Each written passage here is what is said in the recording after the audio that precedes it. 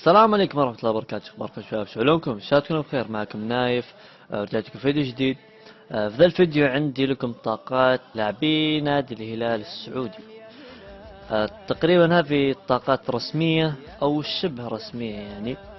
فبسم الله نبدأ.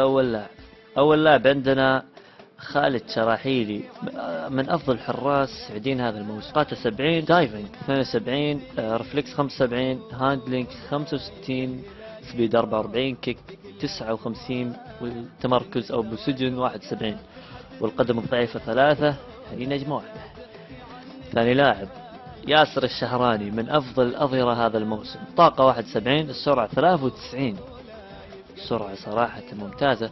الشوت 59، المناولات 65، والدربلينج 78، والدفاع 67، والفيزيكال 77. القدم الضعيفة 5 نجوم قدم ضعيفة، صراحة شيء ممتاز. والمهارات 3 نجوم مهارات. ثالث لاعب عندنا سلمان الفرج، قدم مستوى جدا ممتاز هذا الموسم. الطاقة 71، السرعة 81، الشوت 67، والمناولات 72، الدربلينج 76، الدفاع 68، والفيزيكال 70. القدم الضعيفة 3 نجوم، والمهارات 4 نجوم. سالم الدوسري 72، السرعة 92، الشوت 74، المناولات 69، الدربلينج 78، الدفاع 33، والفيزيكال 66. 4 مهارات وقدم ضعيفة 4. عندنا اللاعب جحفلي، محمد جحفلي، بطل كأس الملك. 63 الاوفرول، السرعة 64، الشوت 34، المناولات 49، الدربلينج 49، الدفاع 64، والفيزيكال 68. نجمتين مهارات ونجمتين قدم ضعيفة.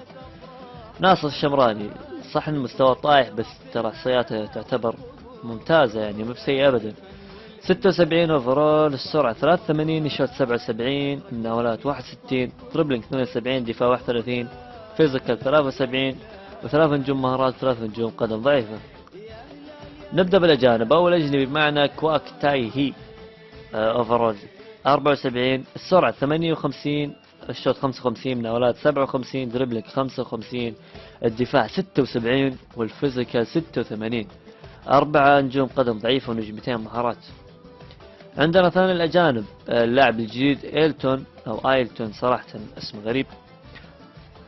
71 اوفرول، السرعة 77، الشوت 71، مناولات 54، الدربلينج 79، والفيزيكال 61. 3 قدم ضعيفة و4 نجوم مهارات. عندنا وحش الدفاع ديغال، 65 اوفرول، 67 سرعة، 33 شوت، 50 مناولات، 61 دربلينج، 79 دفاع، 81 قوة بدنية أو فيزيكال اللي تسمونها. قدم ضعيفة 3، ومهارات 3 نجوم.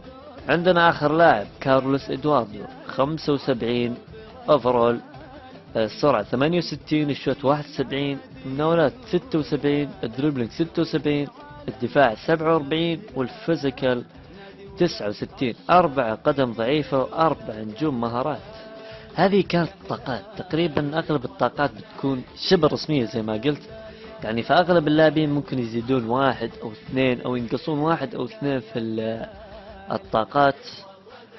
فاكتبوا لي تحت الأندية اللي تبون تشوفونها بعد. وكان معكم نايف، والسلام عليكم.